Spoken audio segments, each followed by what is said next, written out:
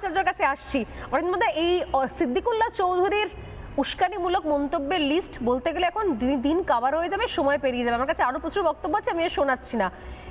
সিদ্দিকুল্লাহ চৌধুরী উস্কানিমূলক মন্তব্য দেওয়ার জন্য ফেমাস, তারপর তিনি আবারও আগামীকাল একই কাজ করলেন, আরো একবার একটা উস্কানিমূলক মন্তব্য। আমার বক্তব্য হচ্ছে, আমরা কি করব? সিকিউরিটি ইস্যুটাকে সামনে না রেখে এখন শুধুমাত্র সিদ্দিকুল্লাহদের মতো কিছু এলিমেন্ট, তাদের কথা শুনে কি সরকার এখন শুধুমাত্র এই ধরনের হিন্দু মুসলিম নামাজ কোথায় হবে না এগুলো কি শুধুমাত্র সামাল দিয়ে যাবে? মানে কতদিন ধরে এই ধরনের এলিমেন্টরা সোশ্যাল স্ট্রাকচারকে ডিস্টার্ব করে যাবে? যে ধরনের কথাবার্তা উনি বলছেন, দীর্ঘদিন ধরে বলতে বলতে সাহসটা পেয়ে গেছে। দীর্ঘদিন ধরে আমি দেখতে পাচ্ছি এই সিদ্দিকুল্লাহ চৌধুরী বাবু বলছি এখনো যে উনি দেড় মানে কথাবার্তা বলছে, এটা ইনস্টিগেট করা। আমি মনে করে থাকি যে ইমিডিয়েট, নিশ্চয়ই মুখ্যমন্ত্রী যে কথাটা বললেন, ইমিডিয়েট ওনার এগেনস্টে লফুলি অ্যাকশন নেওয়া দরকার। কেন আমি বলছি, আমি সেই দিন যখন ছিলাম মেটিয়াবুরুজে, মাননীয় মন্ত্রী ছিলেন mister Subhash Chakraborty, transport minister. আমি দেখেছি ট্রান্সপোর্ট মিনিস্টার মেটিয়াবুরুজের মতো জায়গায় রাস্তা সম্প্রসারণের জন্য কি করে আজকে মসজিদগুলো কিছু সরিয়েছে, কিছু কিছু জায়গা মুসলিমদের এবং কিছু কিছু মন্দিরও সরিয়ে দিয়েছিল। কেন? যে রোডে অ্যাক্সিডেন্ট হচ্ছে। আজকে এয়ারপোর্টে আপনি বোধহয় জানেন, আমার গেস্টরাও জানেন, আর মাননীয় প্রধানমন্ত্রী সারা বিশ্বে রিসেন্টলি যে ইন্দোনেশিয়া আজকে বিভিন্ন জায়গায় ঘুরে এলো, কেন? এয়ারপোর্টটাকে সম্প্রসারণ করেছে, প্রচুর ফ্লাইট নামবে। আজকে উন্নতির জন্য দীর্ঘদিন ধরে আজকে এই পাইলটরা অ্যাভিয়েশন ডিপার্টমেন্ট থেকে যে রিপোর্টটা করে আসছে যে পাইলটরা নামতে পারছে না এবং at any moment accident can take place. কেন আজকে বলছি, ধর্ম আজ বাস্তবতা থেকে অলৌকিকতা, যুক্তির থেকে আবেগ এবং পরিশ্রমের থেকে কৌশলকে আজকে গুরুত্ব দিচ্ছে বেশি। এই সিদ্দিকুল্লাহ বাবু, আপনি যদি শুনে থাকেন, আপনাকে দুটো প্রশ্ন করছি। একটা হচ্ছে গিয়ে নওশাদ সিদ্দিকীকে যখন নাকি অ্যারেস্ট করে রেখেছিল, মুসলিম প্রীতি দেখাচ্ছেন, তখন কিন্তু 1 কোটি না 1000 লোককে নিয়েও কিন্তু আজকে প্রতিবাদে নামেননি। আপনাকে যখন সরবেরিয়াতে, শুনুন, সরবেরিয়াতে সিদ্দিকুল্লাহ বাবু আপনাকে বলেছি, সরবেরিয়াতে ত্রাণ নিয়ে গেছিলেন, শাহজাহান আপনাকে কলার ধরে টেনেছে, আজকে কেলিয়ে তাড়িয়েছিল, আপনি জানান, আপনি আজকে এখানে এসে মৌনব্রত পালন করেছিলেন, তখন আপনার মান সম্মান ইজ্জত কিন্তু ধুলায়, আপনি কিন্তু তখন মন্ত্রী। আমি আপনাকে আজকে একটা প্রশ্ন করতে চাচ্ছি, আপনি কোন মুসলিমের কথা বলছেন? আজকে ইরানে যেভাবে নাকি অ্যাটাক করছে আমেরিকা, ইসরায়েল, আপনি কোন মুসলিমের কথা বলছেন? কোন শ্রেণীভুক্তর কথা বলছেন?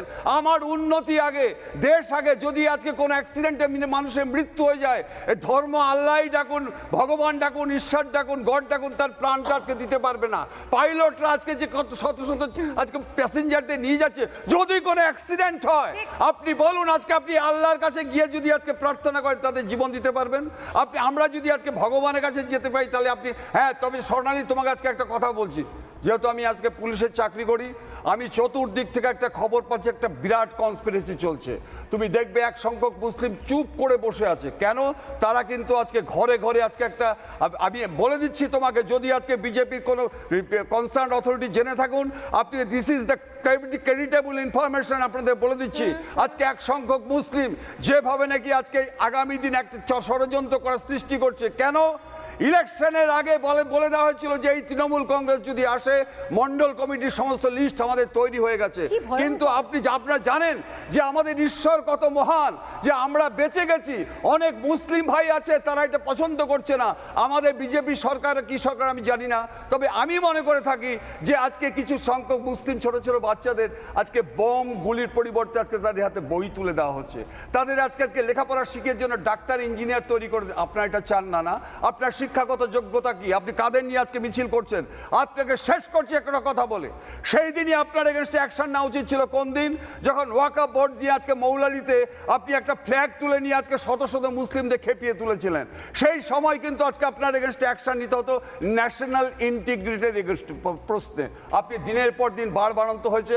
আপনি ফুরফুরা শরীফে যখন অন্যায় হচ্ছে, ফুরফুরা শরীফকে যখন আজকে বিগত দিনে আপনি বিভিন্ন দিক থেকে আজকে অপমানিত হতে হচ্ছিলেন মুসলিমরা, তখন আপনি মৌনব্রত পালন করেছিলেন না? ফুরফুরা শরীফে কত একটা পবিত্র জায়গা, আমি হিন্দু হয়ে ওখান থেকে পর্যন্ত দুবার আমি জল নিয়ে এসেছি আমি রোগ সারাবার জন্য। আপনি চুপ করে বসে আছেন। আপনি এখন মানুষকে এখন খেপিয়ে তুলছেন যে পশ্চিমবঙ্গে একটা উন্নতির সৃষ্টি হচ্ছে, আজকে কলকারখানা থেকে বিভিন্ন জায়গায় উন্নতি হচ্ছে, সেইটাকে আপনি আজকে চক্রান্ত করে শ্বাস করছি। স্বর্ণালী, তোমাকে বলি, এই গত সোমবার দিন আছে গুন্ডা দমন আইন করা হচ্ছে, তাতে মেইন কিন্তু রয়েছে বিপজ্জনক কার্যকলাপ এবং হিংসা। এই ভদ্রলোক হিংসা চড়াচ্ছে, একে ইমিডিয়েট ইমিডিয়েট অ্যাকশন নেওয়া একদম, দরকার। একদম। এর বিরুদ্ধে আজকে হিংসা এবং বিপজ্জনক কার্যকলাপের জন্য গুন্ডা আইন যেটা হয়েছে, ইমিডিয়েট তার বিরুদ্ধে আজকে অ্যাকশন নেওয়া ইমিডিয়েট দরকার। করো, আমি তো সেটাই বলছি। নানা ধরনের কন্টেন্ট দেখার জন্য লাইক করুন, শেয়ার করুন আমাদের ফেসবুক পেজ, সাবস্ক্রাইব করুন আমাদের ইউটিউব চ্যানেল। পাশাপাশি অন্যান্য ব্রেকিং নিউজের জন্য অবশ্যই চোখ রাখুন রিপাবলিক বাংলায়।